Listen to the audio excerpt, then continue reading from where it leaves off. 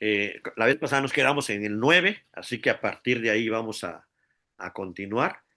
Eh, Recuerden que vamos en este cuarto momento en el recorrido que tenemos de aquí hasta Apocalipsis. Estamos ya en el cuarto paso que es conocido como la conquista, ya en el libro de Josué. Y en cuanto a los pactos o a el pacto, que para mí es el elemento central de toda la narración bíblica desde Génesis a Apocalipsis, es entender el pacto de Dios y cómo este pacto se fue revelando poco a poco de diferentes, como que si Dios lo fuera ampliando en cada etapa para que vayamos entendiendo la magnitud de su pacto. Y ya vimos la parte con Adán. Dios hace un pacto con la humanidad de que un día o alguien de su simiente derrotará a la serpiente y la herirá en la cabeza, o sea, la aplastará con sus pies. El pacto con Noé es donde él promete a la tierra ya no volverla a destruir. Es un pacto que Dios hace, además de con la humanidad, también con la creación. Pacto con Abraham. Aquí ya no solamente se complementa lo anterior, sino también es alguien de su simiente, no solo derrotará a la serpiente, eso ya lo había prometido, sino será bendición a todas las naciones de la tierra. Ese es el elemento nuevo. Alguien de la simiente de Abraham será bendición. Esa palabrita bendición que ya vimos que significa la presencia de Dios continua para todas las familias de la tierra. Y luego el pacto se incrementa aún más con Moisés, ahí en el Sinaí, cuando Dios le da una ley a un pueblo en donde ya Dios va a indicar que además de el cumplimiento con Abraham de una descendencia y una tierra, también Dios promete que hará de ellos un pueblo de reyes y sacerdotes. Y eso es lo que está construyendo. Para que sean un reino, un pueblo de reyes y sacerdotes, necesitan una tierra.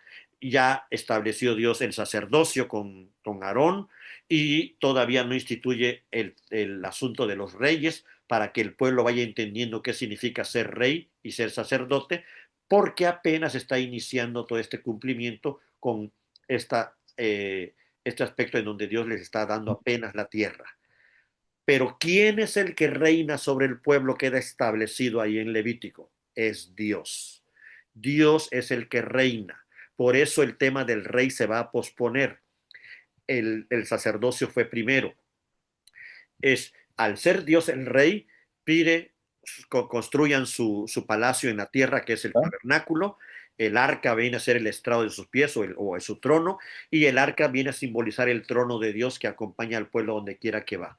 Es decir, el elemento nuevo es que Dios siempre es el rey y él va dirigiendo a su pueblo caminando en medio de él, y su presencia, aunque él como Dios es invisible, su presencia visible en este momento es el arca de la alianza y Luego, el tabernáculo. Entonces, este proceso continúa. Por eso es que quien está dirigiendo todo no es Josué, es Dios. Josué es, digamos, el capitán terrestre, pero el capitán ya se le apareció a Josué. El verdadero capitán del ejército de Jehová ya es el que le da las instrucciones a Josué. Josué es su representante aquí en la tierra. Y entonces es Dios mismo quien está dirigiendo las batallas, Dios mismo quien está repartiendo la tierra. Hasta aquí vamos en el desarrollo del pacto. Solamente falta un elemento que llegará cuando venga David, que es ya la conclusión de todos los elementos del pacto, para que se entienda qué significa ser rey en el sentido del que Dios quiere revelar, para que el pueblo ya entienda lo que significa ser reyes y sacerdotes. Entonces ya tenemos todo el panorama casi completo en cuanto al pacto, como se va revelando. Entonces, regresamos aquí a donde va nuestra historia. El contexto. Los gabaonitas engañan a Josué fingiendo venir de lejos. Ellos son el pueblo que sigue. Ellos ya se dieron cuenta lo que pasó, cómo pasó este pueblo el Jordán, que pasaron en seco, cómo destruyó Dios a Jericó cayendo en las murallas, cómo destruyó Dios a Jai, siendo Jericó y Jai las dos principales ciudades y las dos más grandes. Gabaón sabe que no tiene oportunidad y entonces se les ocurre esta gran estrategia mentirosa, pero Dios la considera astuta. Esta idea de cómo logro eh, que salirme de esta maldición, porque el pueblo que sigue soy yo, pero sin que yo tenga ningún poder para hacerlo. El pueblo de Gabaón no tiene ni un poder para quitar todo lo que está sobre ellos. La astucia de Gabaón es justamente disfrazarse, hacer como que vienen de lejos, es decir, mínimo se informaron de dónde a dónde abarcaba la tierra y le hicieron creer a Josué que venían de más allá de esos límites. Es decir, Josué sabe que hay un límite y que ya fuera de ese límite ya no puede tener ningún tipo de acción sobre esos pueblos, porque solo los que están bajo maldición son los que están en los límites de Canaán. Ellos astutamente ya indagaron eso, ya indagaron lo que Dios hizo, y lo que el texto revela es que tenían miedo. Primer elemento clave. En su astucia les lleva a tener no temor ni obediencia a Jehová, miedo. Miedo porque reconocen que este Dios que viene guiando a este pueblo es más poderoso que todo lo que ellos conocían.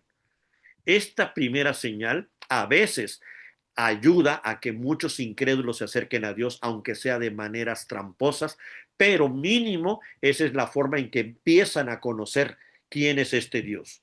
Segundo elemento, al igual que hizo Baal, ¿se acuerdan de Baal? Cuando Balaam, el rey de Moab, dice, maldíceme a este pueblo. Y Baal dice, pues no puedo, yo quiero maldecirlo, pero Dios pone otras palabras en mi boca. Pero se me ocurre algo, le dice Balaam a Balac, manda a las mujeres a que seduzcan a los varones para que entonces desde adentro el pueblo falle, y al fallar y al violar el pacto, ellos quedan bajo maldición. Es decir, Balaam reconoce, siendo extranjero, siendo falso profeta, que sí hay una forma de que este pueblo falle, pero debe de hacer por dentro. Tiene que introducirse a alguien y hacerlos fallar por dentro, porque ellos ya descubrieron que si ellos son infieles al pacto, Dios va sobre ellos, porque ellos tienen que vivir fieles al pacto.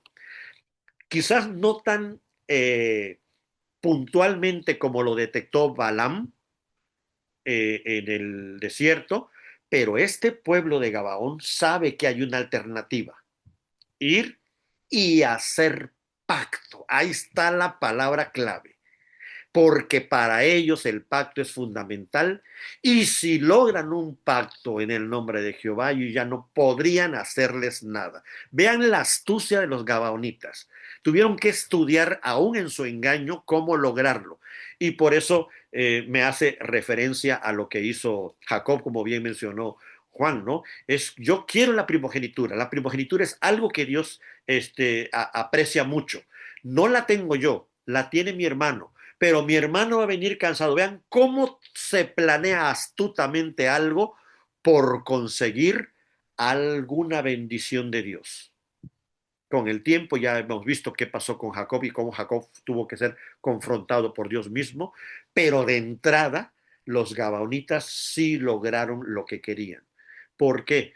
Porque aun cuando estaban bajo maldición, por haber hecho este pacto Josué con ellos quedan libres de esta destrucción que venía sobre ellos. Es decir, estudiaron bien la estrategia de cómo lograr que esta destrucción que ya estaba sobre ellos se quitara.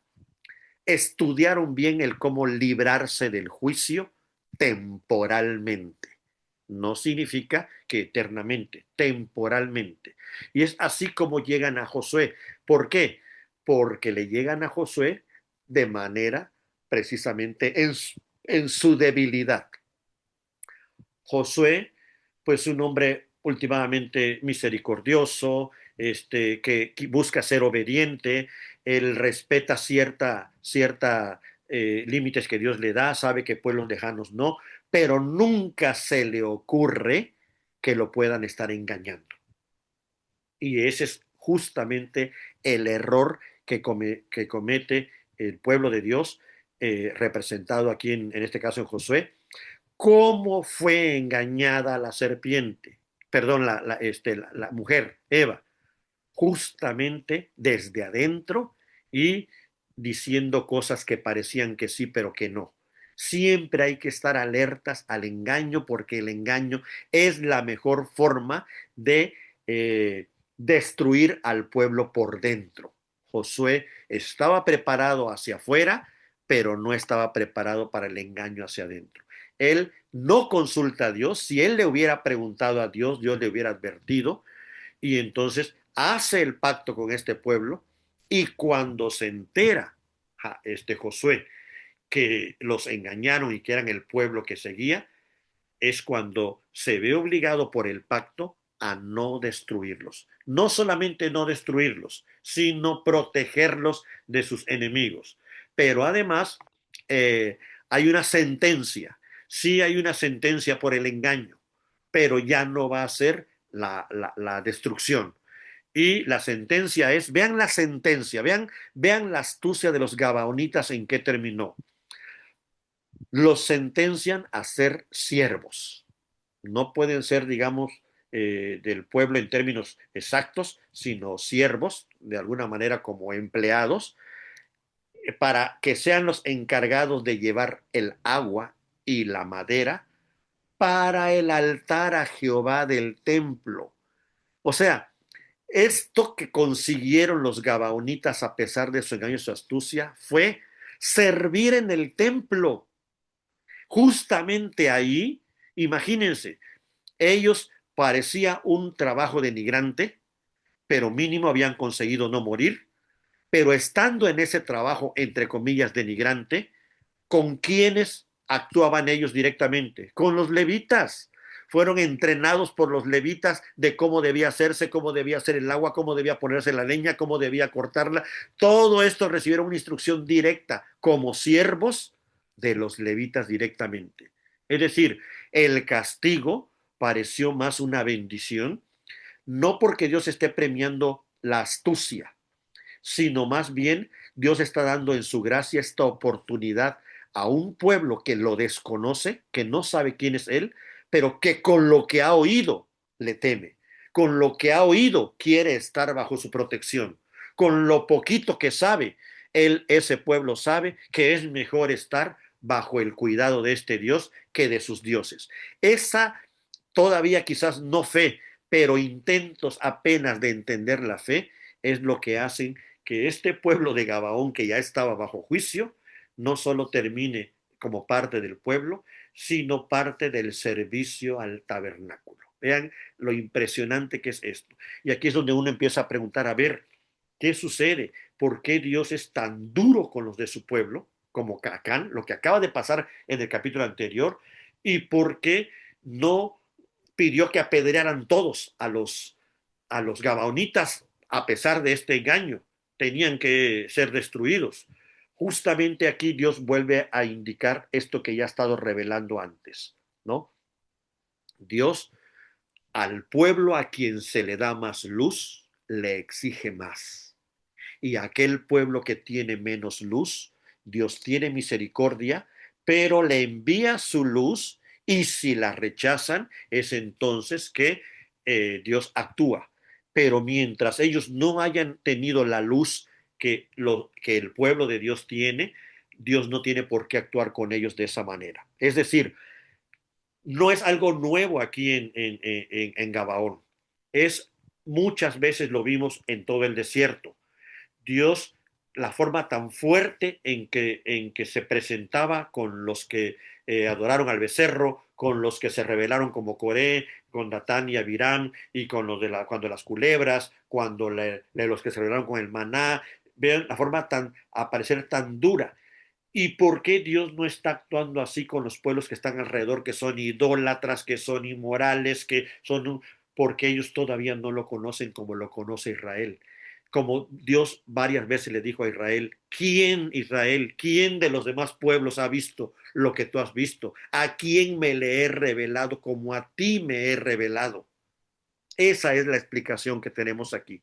No es que Dios sea más consentidor con unos pueblos con otros, no. Dios es justo y es la justa medida de acuerdo a lo que se nos ha revelado. A quienes Dios nos ha revelado más, por ejemplo, voy a poner un ejemplo, quienes desde niños hemos oído el Evangelio, no es la misma acción a quienes ya de grandes lo conocieron, ¿sí? A quienes hemos estado en el Evangelio durante mucho tiempo y a quienes nunca han escuchado el Evangelio hasta el día de hoy y están quizás en espera de que alguien les diga algo. Entonces vean que no es que Dios sea injusto, sino que justamente porque es justo, no va a tomar a todos con la misma medida, sino va a depender de la luz que cada quien tenga en cuanto a su evangelio. Esto lo podemos corroborar precisamente con lo que Jesús le dice a los de Capernaum, cuando dice Capernaum, si los de Sodoma hubieran visto todo lo que tú has visto aquí, no solamente estaban viendo al Hijo de Dios hecho hombre, sino todas las señales y milagros que él hacía. Dice, el castigo para los de Sodoma será más tolerable que para ti.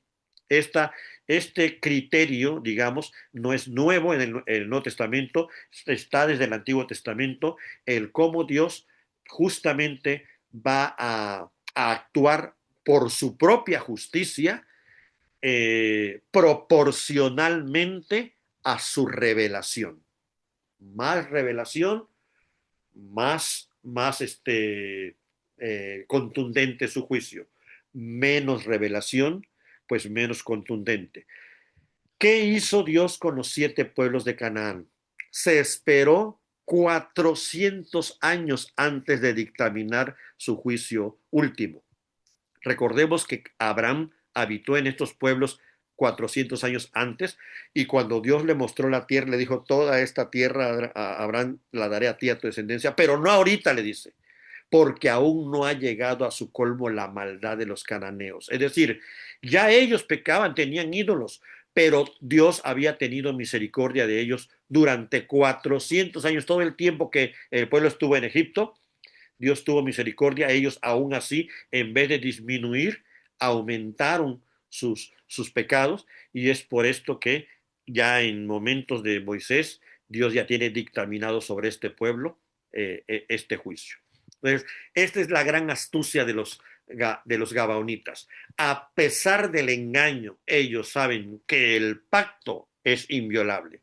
Ellos están entendiendo, a pesar de que son tramposos, lo que significa el pacto dentro del pueblo de Dios. Ellos no están minimizando el tema del pacto, lo están viendo como fundamental y central. Y es por esto que ellos, no solamente Dios les concede misericordia, sino también les concede cercanía, como siervos, pero cercanía con el tabernáculo. En el Nuevo Testamento, ¿a quién nos recuerda los gabaonitas?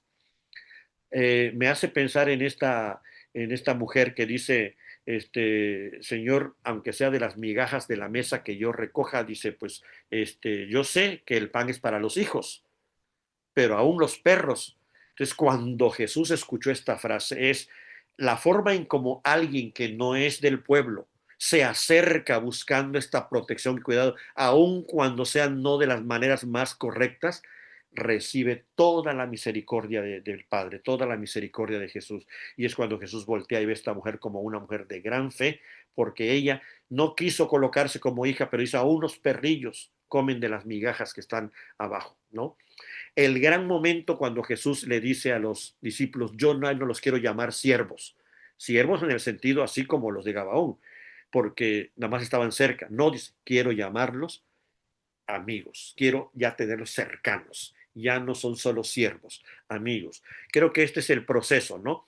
Podemos empezar como perrillos, comiendo de las migajas, luego podemos pasar a siervos, luego a amigos, pero el final de esta relación con Dios es hijos, hijos de Dios, ya no solo amigos, ya no solo siervos, ya no solo de los perrillos que comen abajo de la mesa. Vean este proceso tan interesante que Dios quiere llevarlos hasta el último punto de la relación, que es hijos de Dios, hermanos de nuestro hermano mayor Jesucristo, porque eres el verdadero representante.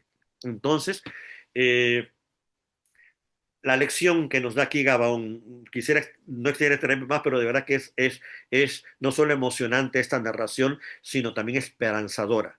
Es que Dios usa incluso nuestras fallas para extender su misericordia a todas las naciones. Incluso usa nuestras fallas. ¿Cuántas personas no se han hecho cristianos para evitar una guerra, para evitar una expulsión, para evitar... ¿Cuántas personas se han hecho cristianos porque se quieren casar con alguien que les gusta? O sea, ¿cuántas personas de maneras no correctas han venido a la fe cristiana sin tener fe, pero luego estando ahí está el gran momento. Los de Gabaón tenían esa doble opción, el estar ahí adentro, de verdad asumir ser parte del pacto, o, aunque estaban ahí adentro, vivir como si no fueran del pacto. Esta era la alternativa que ellos tenían ya al estar aquí. Y es lo mismo que sucede para cualquier persona que entra a la fe cristiana de una manera no correcta, tiene esa doble alternativa: quedarse y asumir en serio la fe cristiana, o hacer como que es cristiano y simplemente perderse esta oportunidad de pertenecer al pueblo del pacto de Dios. Obviamente, la explicación aquí más fuerte o hacia dónde apunta este capítulo de Gabaón es que, a pesar de que Josué falló y él no pudo mantenerse firme con estos engaños, tenemos a un representante que es Cristo, que él sí no lo podemos engañar. Él sí conoce nuestras intenciones, de verdad conoce nuestras necesidades y conoce nuestros miedos, conoce, pero aún así Él desea estar en relación con nosotros, para que conforme lo vayamos conociendo, vayamos relacionándonos con Él a un nivel más profundo, no solo como siervos, como amigos, sino lleguemos al punto de ser hijos de Dios. Entonces, aquí es donde vemos, ¿se requiere un representante? Sí, pero que no falle. Que antes de hacer algo consulte a Dios. Eso es lo que hizo Jesús. Que antes de asumir un pacto, Dios esté de acuerdo con él. Eso es lo que hizo Jesús. Creemos firmemente que cuando Jesús asumió ese momento de: Padre, si es posible, quita de mí esa copa, pero que no se haga mi voluntad sino la tuya, Él asumió todas las consecuencias que implicaban hacer el pacto para que nosotros pudiéramos ser librados del pecado. Él no lo hizo sin saber, Él no lo hizo obligado, Él lo asumió voluntariamente y sabiendo, sin ser engañado, sabiendo perfectamente lo que éramos nosotros, por quienes estaba muriendo y lo que significaba asumir nuestros pecados. Entonces, ¿qué apunta este libro de Josué con Gabaón? Que a pesar de nuestras artimañas, quien hace pacto con nosotros es fiel y verdadero. Y no es porque lo hayamos engañado, a diferencia de lo que pasó con Josué. Luego viene este momento que ya comentamos también, donde 5 reyes, entre ellos el rey de Jerusalén, de Jebús, se junta con 5 reyes más, con 4 reyes más, y los 5 vienen a atacar Gabaón justamente porque se enteran, ahí las noticias corrían muy rápido, se enteran de que Gabaón había hecho pacto. O sea, sí logran identificar el gran problema. El problema no es que Gabaón está cerca, que Gabaón es su aliado. No, hicieron pacto, y lo que significaba pacto era eso. Precisamente era protección, era cuidado, era alianza. Todo eso significaba.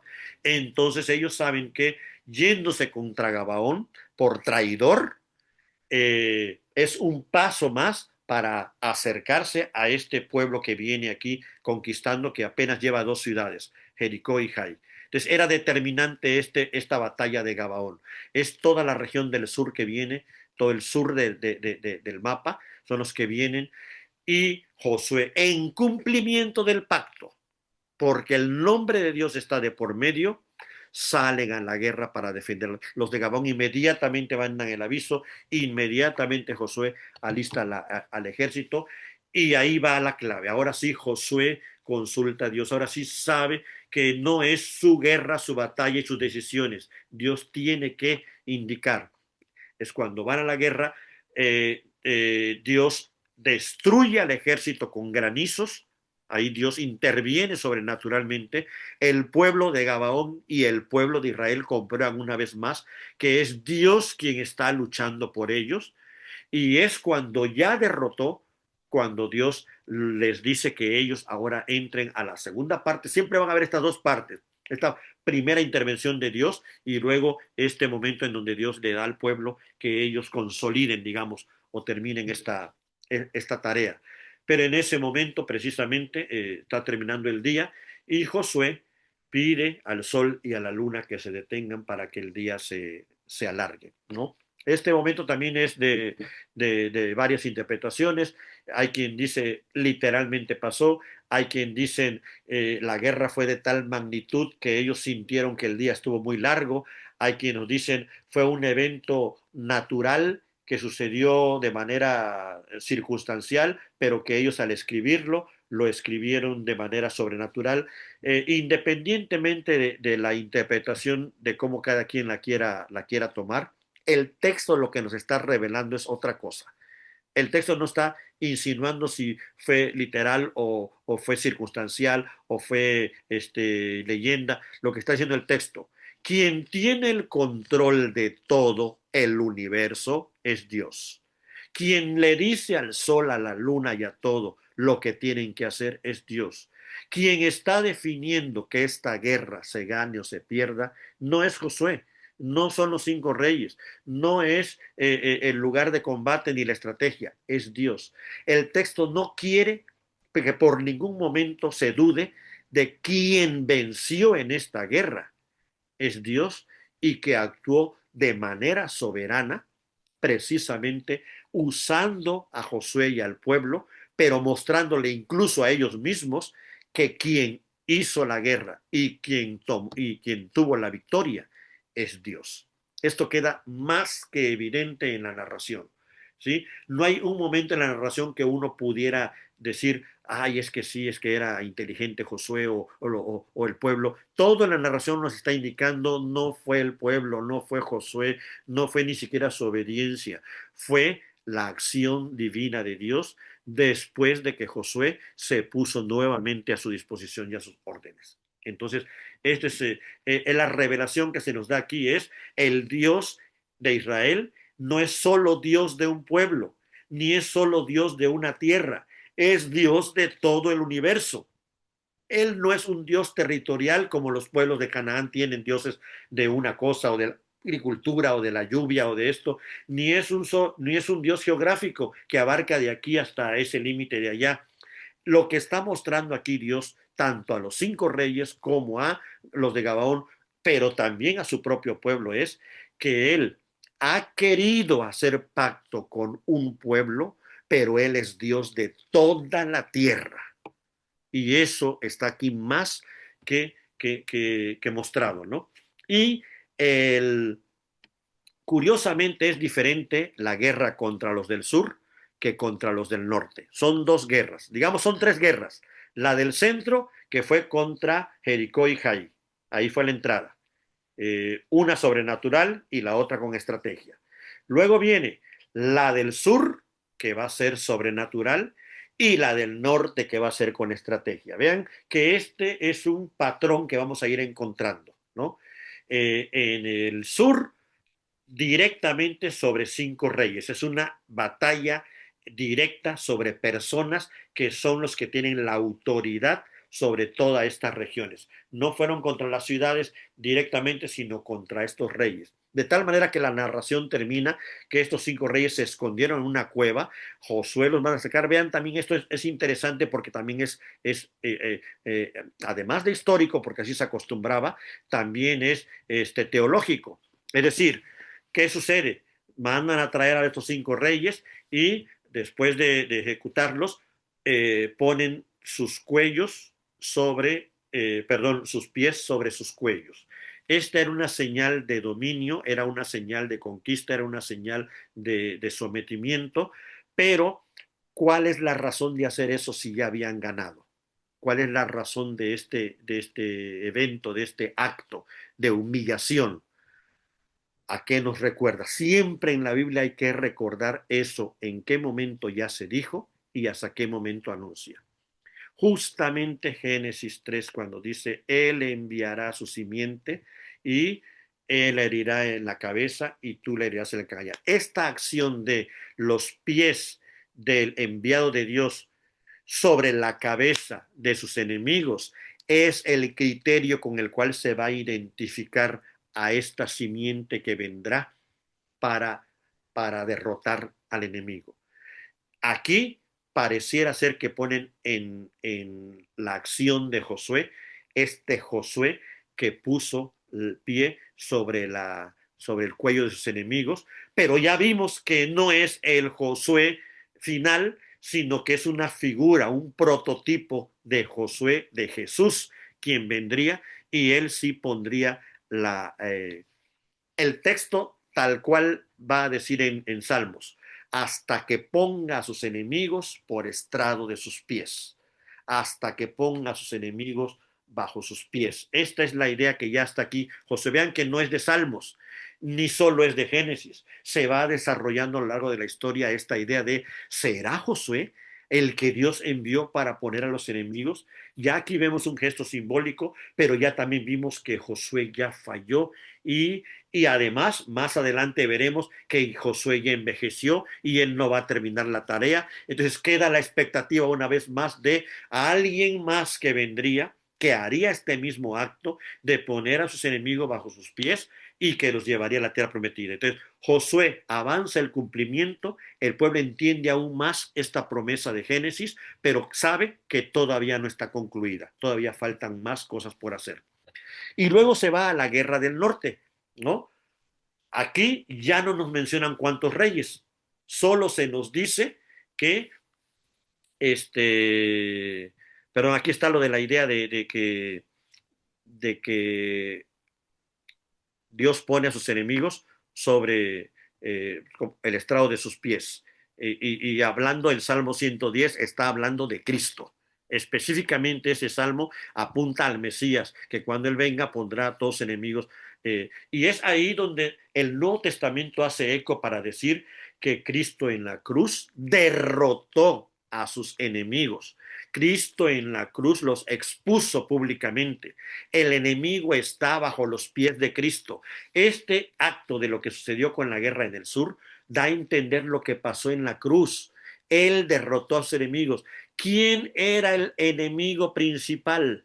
El diablo, el pecado, la muerte, fueron derrotados en la cruz. Cristo en la primera guerra vino a derrotar a los enemigos, a los dirigentes, justamente a este rey que quería destruir al pueblo de Israel. Entonces aquí vemos esta relación que el último enemigo a vencer, dice Pablo, es la muerte. No porque no haya sido vencida ya, sino porque aún falta que esta victoria que Cristo ya tuvo sobre la muerte, aparte de eso, también Dios se la conceda a su pueblo.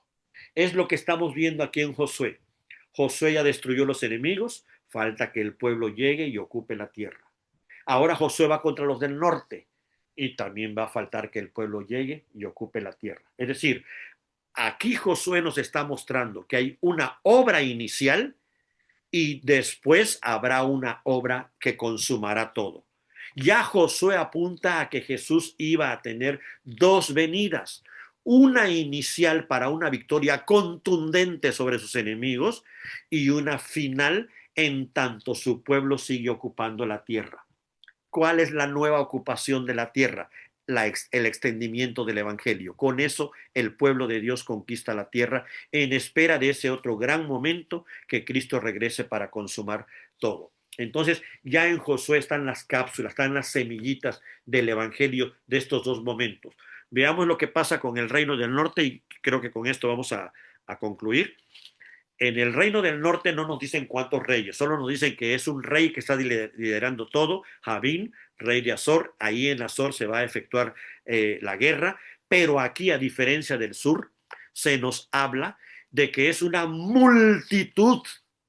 Vean esta frase, es algo impresionante, ejércitos, caballos y carros. No se nos menciona lo mismo de los del sur. Los del sur, los enemigos eran personas. Aquí estamos hablando de un enemigo que parece más poderoso. Ya no es específicamente personas, sino todo un ejército de multitudes. Es como que si se estuvieran refiriendo a que hay dos tipos de enemigos, ¿no? El enemigo en el sentido directo, que es el diablo, el pecado, la muerte, pero también el enemigo en el sentido estructural, es decir, los sistemas, la Gran Babilonia, o sea, todo esto que tiene que ver con multitudes. Estas dos figuras están presentes en el Nuevo Testamento, también en Apocalipsis. Cuando muchas veces los profetas hablan del norte y que vendrán del norte, mucha gente hoy malinterpreta y dicen, sí que es Rusia, que es China, porque ellos vienen del norte. Aquí están hablando del norte de Canaán. A eso se refiere la idea. Los del norte de Canaán, esta parte que le falta, Josué inició por el centro, luego la guerra del sur, ahora se va con la guerra del norte, pero el norte de Canaán, estos reyes se juntan y vienen contra Josué. Aquí ya no va a ser una acción sobrenatural como pasó en el sur, ahora va a ser una estrategia.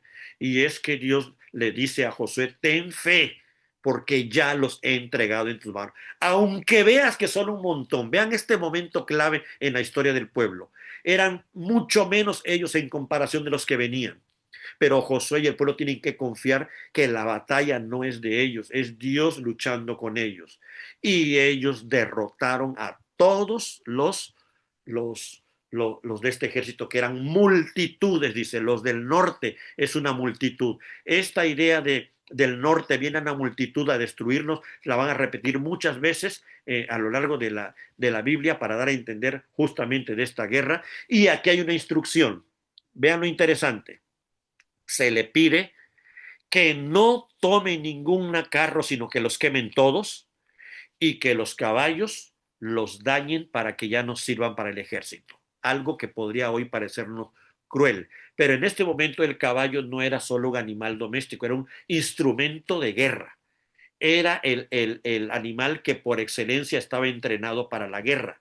Entonces lo que le está diciendo Dios a Josué es lo que ya Moisés le dijo: cuando tú llegues y entres a la tierra, no quiero que seas como los demás pueblos que basan y se jactan de sus carros y sus caballos. Es decir, no iban a ser un pueblo militar, eran un pueblo de reyes y sacerdotes. Lo que está diciendo Dios aquí, van a destruir los carros y van a dañar los caballos para que ya no sirvan para la guerra, de tal manera que ustedes aprendan y entiendan que ustedes no están diseñados para la guerra. Solo en este momento, por cuestiones específicas del juicio de Dios sobre estos pueblos, y es Dios quien está ganando dándoles la victoria, no ustedes. Vean la multitud que son contra ustedes. Es Dios quien nos está entregando en sus manos. Por lo tanto, cuídate de no caer en la tentación eh, de querer sus carros y quererlos guardar para ti, porque imagínense qué desperdicio en cuestiones de un ejército y sus caballos entrenados para la guerra. Bueno, específicamente eso Dios le dice que no pueden ocuparlo. Entonces vean cómo en cada región Dios va dando instrucciones. ¿Qué tiene que hacer el pueblo? Ya lo vieron con Acán. Obedecer lo que Dios diga. Si Dios dice van, vamos. Si Dios dice no van, no vamos. Si Dios dice quédate quieto, se quedan quietos. Si Dios da vueltas, se dan vueltas. Si Dios dice quema todo, quemas todo. Si Dios dice esto sí, pero esto no. Si Dios dice expulsa. O sea, ¿qué está haciendo el pueblo? Está siendo entrenado por Dios para que el pueblo entienda que Josué es solo su representante. Quien de verdad dirige al pueblo es el capitán de los ejércitos que ya se le presentó a Josué al principio. Lo mismo que pasó con Moisés, lo mismo que hemos estado viendo de que Dios es el encargado de su pueblo y sus representantes, en la medida que actúen de acuerdo a su voluntad y a su palabra, ellos serán considerados fieles. Pero cuando ellos fallen, ellos también tendrán sus consecuencias. Ya lo vimos con Moisés, ahorita lo estamos viendo con Josué y en este asunto de Gabaón, pero aún así Dios mantiene fidelidad a su pacto y estos reyes son derrotados, y nos da a entender que también en la cruz Dios Cristo no solo venció, vamos a verlo en tres etapas. La primera victoria sobre Jericó y Jaila del centro es vencer el pecado interno. El problema aquí fue Acán, adentro del pueblo. Segunda victoria contra el sur, vencer a los líderes que tenían dominada toda la región del sur. Es una victoria sobre los dirigentes. Tercera victoria, vencer a la multitud que venía del norte. Un sistema bien estructurado y bien diseñado. Era toda una cultura de la muerte con la cual se trabajaba en el norte de Canaán. Entonces, Cristo en la cruz venció el pecado interno, venció al diablo, los líderes, los que son los que engañadores que introdujeron este tema del pecado al mundo, y venció la muerte, que es este sistema con el cual muchos sistemas actúan y se mueven hoy. Cristo en la cruz tuvo la victoria completa que Josué tuvo en términos terrenales, pero falló. Jesús la va a tener en términos totales, espirituales y completos, y sin nunca haber fallado. El pacto de Dios con el pueblo que ahora lidera Josué apuntaba claramente al pacto de Dios con Cristo, que el cual es conocido como el nuevo pacto. Hasta aquí la charla.